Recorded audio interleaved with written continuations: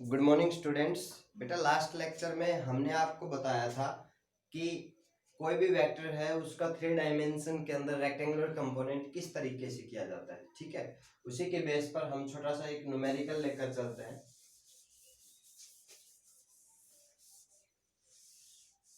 देखिए, वेक्टर के लिए हमारे पास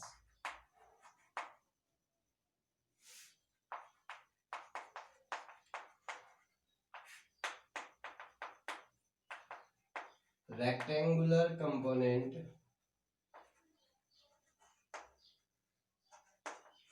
of a vector in 3 dimension.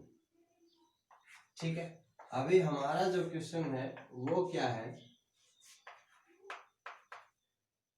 If we have a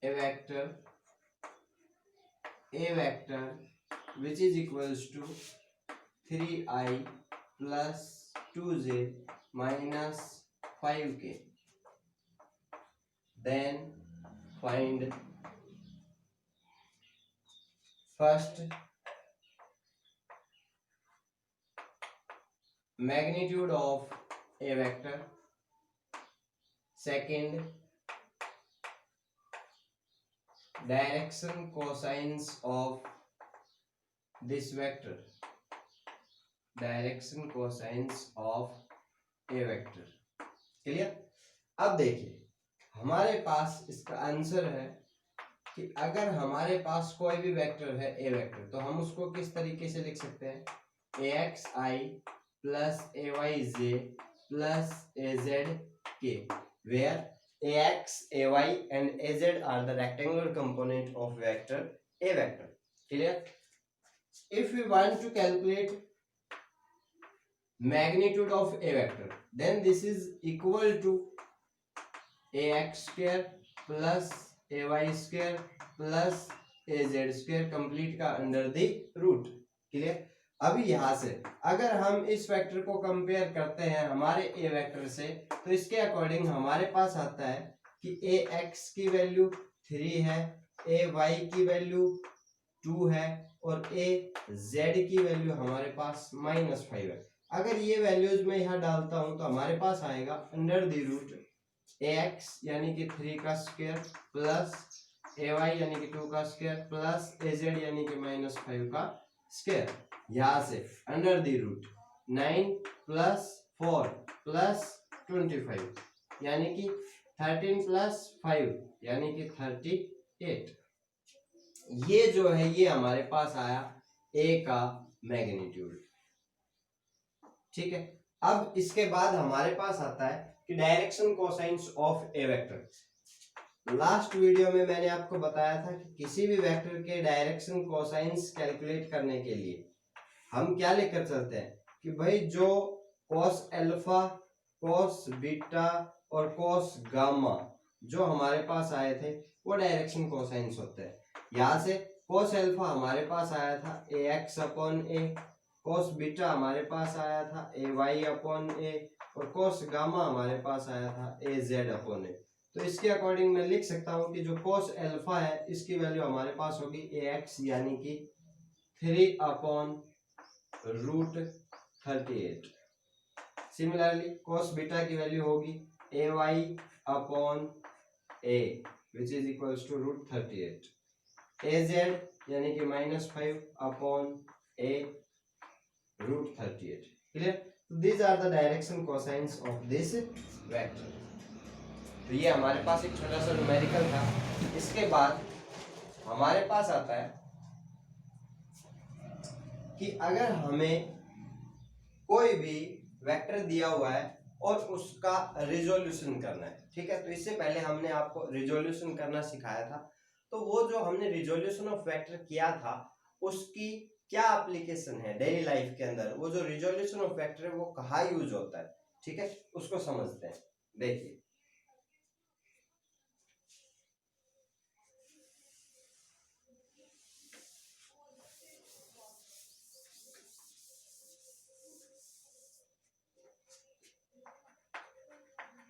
next है एप्लीकेशन ऑफ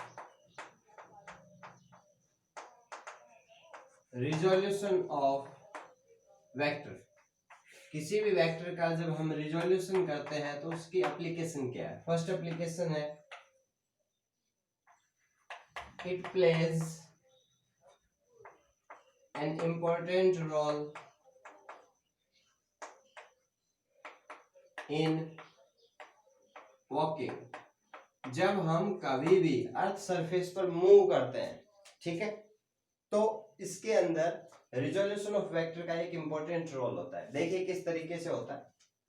अगर हम ये लेकर चले कि ये अर्थ सरफेस है, क्लियर, और ये अर्थ सरफेस पर हमने कोई भी, अब जब हम चलते हैं तो सिंपल सी बात है, हम इस तरीके से चलते हैं, हमारे जो पंजे हैं वो अर्थ सरफेस को टच करते हैं, क्लियर, इस तरीके से हमारा पैर आता है, ठीक है। अब यहां से हम क्या कर रहे हैं, अर्थ सरफेस पर फोर्स डाल रहे हैं। जैसे ही आप अर्थ सरफेस पर कोई फोर्स एक्ट करते हो तो according to Newton third law of motion, earth surface भी हमारे ऊपर इक्वल और अपोजिट फोर्स अप्लाई करती है, जिसको हम नॉर्मल रिएक्शन बोलते हैं, ठीक है। तो ये जो है ये हमारे पास है normal reaction.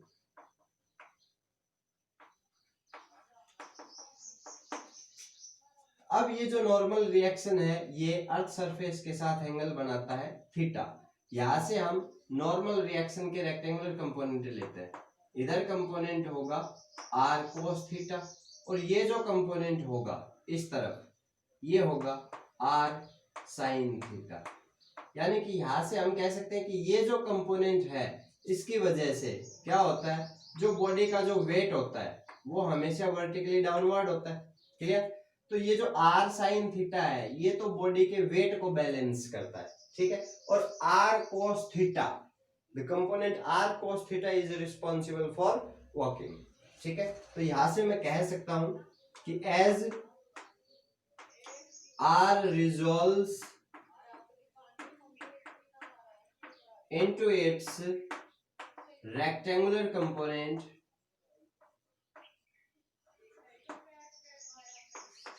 then r sin theta balance weight of object, second r cos theta is responsible for walking.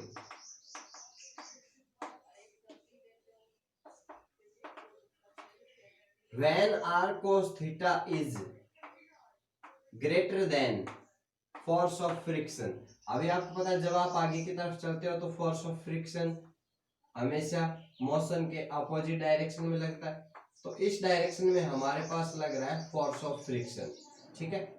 तो जब r cos theta force of friction से ज्यादा होगा तो आप आसानी से मूव कर पाएंगे। यानी कि अगर हम कहें कि जो हम अर्थ सरफेस पर फोर्स लगाते हैं क्या हम उसकी वजह से आगे की तरफ मूव कर पाते हैं? नहीं, उसका एक कंपोनेंट होता है r cos थीटा, सिर्फ वो रिस्पॉन्सिबल है, बाकी जो दूसरा कंपोनेंट है वो सिर्फ हमारे वेट को बैलेंस करता है, ठीक है।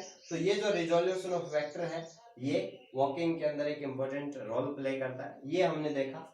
इसके बाद हमारे पास आता है सेकेंड एप्लीकेशन है कि it is easy to pull a roller then push it. देखो हमारे पास दो फोर्स होते हैं, या तो आप फोर्स को पुल के रेस्पेक्ट में लगाते हैं या आप पुश के रूप में लगाते हैं, ठीक है। यानी या तो आप किसी चीज को अपनी तरफ खींचते हो या उसको अपने से दूर धक्का देते हो। जब आप धक्का देते हो तो इसको बोलते हैं हम पुश, क्लियर, और जब हम अपनी तरफ खींचते हैं तो उसको हम बोलते हैं पुल, ठीक है। तो यहां से हम देखते हैं कि अगर हमारे पास ये जो फर्स्ट एप्लीकेशन है इसको मैं रफ कर रहा हूं, अभी यहां से हम लेकर चलते हैं कि अगर हमारे पास एक रोलर है और फर्स्ट जो केस है वो है हमारे पास पुश। क्लियर? तो जब हम किसी रोलर को पुश करते हैं उस समय क्या होता है, देखिए अभी ये हमारे पास कोई भी रोलर है, अब इसका जो वेट है वो वर्टिकली डाउनवर्ड है, जिसको हम mg से रिप्रेजेंट करें। अब हमारे पास ये इसका हैंडल है जिसके ऊपर हम फोर्स अप्लाई करेंगे। ठीक है, फर्स्ट केस में मैं इसको पुश कर रहा हूँ, मतलब ये फोर्स लगा रहा हूँ मैं इसके ऊपर F। ठीक है, यानी इस फोर्स को मैं यहाँ ड्रॉ कर सकता हूँ, ये मैंने फोर्स लगाया F। ठीक है, इसके सेंटर पर। अब इस फोर्स के अगर मैं रेक्टेंगुलर कंपोनेंट करूं तो यहां से देखिए, अगर मान लो ये फोर्स हॉरिजेंटल के साथ कितना एंगल बना रहा है, थीटा एंगल बना रहा है। ठीक है, तो ये एंगल हमारे पास थीटा हो गया, ये एंगल अगर थीटा है तो ये कंपोनेंट हो गया F cos थीटा, और इसका जो दूसरा कंपोनेंट होगा F sin थीटा। अब F sin theta downward direction में लग रहा है। ठीक है, तो यहां पर हम लेकर चलते हैं कि जो इफेक्टिव फोर्स है, effective force which is responsible for push equals to F cos theta. Effective weight of object या रोलर का जो इफेक्टिव वेट होगा वो हमारे पास क्या हो जाएगा भाई, देखो weight is also a kind of force. ठीक है, तो दोनों फोर्स एक ही डायरेक्शन में लग रहे हैं, तो हम कह सकते हैं कि जो नेट फोर्स है वो हो जाएगा mg plus F sin theta. Clear? यहां से अब इसके बाद हम लेकर चलते हैं कि पुश के केस में हमने देखा कि वेट तो है mg plus F sin theta और इफेक्टिव फोर्स है F cos थीटा।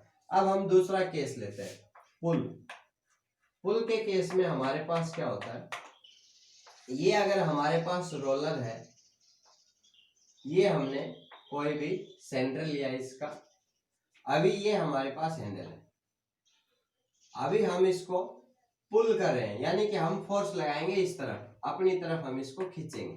क्लियर? तो यहां से फोर्स लगेगा इस डायरेक्शन में, अभी ये फोर्स है F। अब इस फोर्स के अगर हम रेक्टेंगुलर कंपोनेंट करें, अब हमें पता है कि रोलर का जो वेट है वो वर्टिकली डाउनवर्ड है। अगर ये जो रोलर फोर्स जो लग रहा है ये हॉरिजेंटल के साथ थीटा एंगल बना रहा है, तो सिंपल सी बात है, यहां से अगर हम रेक्टेंगुलर कंपोनेंट करते हैं तो ये कंपोनेंट हो गया हमारे पास F cos थीटा, दूसरा कंपोनेंट इधर होगा, ये होगा F sin थीटा। तो यहां से हम कह सकते हैं कि भाई जो इफेक्टिव फोर्स है, effective force responsible for motion of roller which is equals to F cos theta and the effective weight of roller. तो यहां से हम देख सकते हैं कि जो इफेक्टिव वेट होगा रोलर का वो हमारे पास होगा mg minus F sin theta. ठीक है, तो आप दोनों केस में देख सकते हैं कि जो फोर्स है वो दोनों ही केस में बराबर है, इफेक्टिव फोर्स बराबर है, लेकिन पुल के केस में जो वेट है वो क्या हो रहा है, डिक्रीज हो रहा है। ठीक है, तो इतना तो हमें भी पता है, अगर हम एक 5 न्यूटन फोर्स किसी भारी ऑब्जेक्ट पर लगाएं और एक 5 न्यूटन फोर्स हम किसी हल्के ऑब्जेक्ट पर लगाएं, तो सिंपल सी बात है, जिस ऑब्जेक्ट का वेट लाइट है, जिस ऑब्जेक्ट का वेट कम है, ठीक है, जो हल्का है, उसको हम आसानी से मूव करा सकते हैं। ठीक है, तो यहाँ पर हमें समझ आ रहा है कि भाई जो वेट है वो डिक्रीज हो रहा है, किस केस में, पुल के केस में। ठीक है, तो इसीलिए हमने लिखा कि it is easy to pull a roller then push it. ठीक है, किसी भी रोलर को पुल करना आसान होता है बजाय इसके कि हम क्या करें, उसको पुश करें। ठीक है, तो ये हमारे पास सेकंड एप्लीकेशन थी which is the application of resolution of vector. इसके बाद हमारे पास एक टॉपिक आता है डिस्प्लेसमेंट वेक्टर इन स्पेस।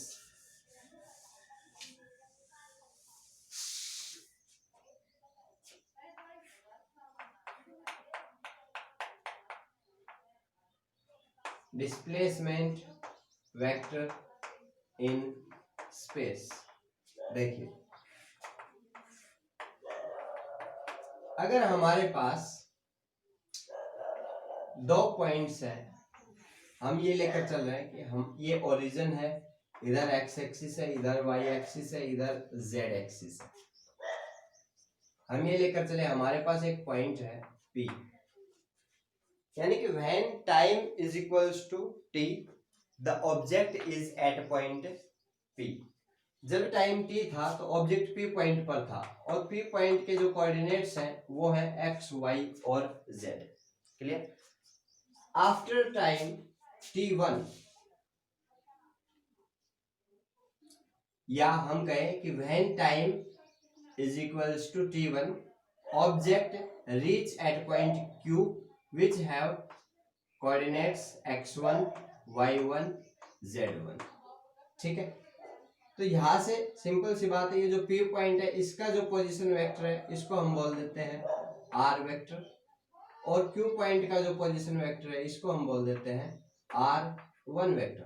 तो इस डायग्राम की हेल्प से अगर हम पोजीशन वेक्टर दिखाने चाहें तो लिख सकते हैं कि r vector is equals to x I plus y J plus z k, and r1 vector is equals to x1 i plus y1 j plus z1 k. ठीक है, अब हमें क्या करना है, हमें ये डिस्प्लेसमेंट निकालना है P से Q की तरफ। ठीक है, तो अगर हम डिस्प्लेसमेंट वेक्टर निकालना चाहते हैं तो सिंपल सी बात है, अगर हम यहाँ पर इस डिस्प्लेसमेंट वेक्टर को मैं डेल्टा आर वेक्टर बोल देता हूँ। Clear?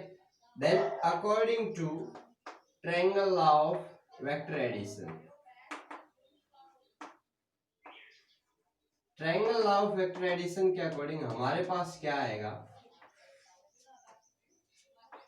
Delta r vector is equals to r1 vector minus r vector. Clear? यानी कि मैं कह सकता हूं कि भाई डेल्टा r वेक्टर हमारे पास आएगा r1 वेक्टर यानी कि x1i plus y1j plus z1k minus xi plus yj plus zk। यहां से हम ले सकते हैं कि x1 minus x i unit vector plus y1 minus y j unit vector plus z1 minus z k unit vector. ये हमारे पास position vector, ये हमारे पास डिस्प्लेसमेंट वेक्टर आया। This is the displacement vector in time interval